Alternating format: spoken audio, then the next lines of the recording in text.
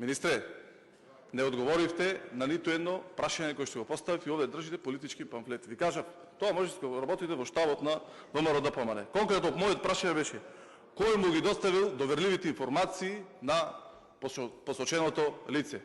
Одговорете и на македонска со оглед на тоа дека тој работел во управа која што немал допирна точка за да добија такви доверливи информации. Тоа е проблемот, министре, затоа што се работи во кабинетот, во тесното окружување на вашиот председател на владата.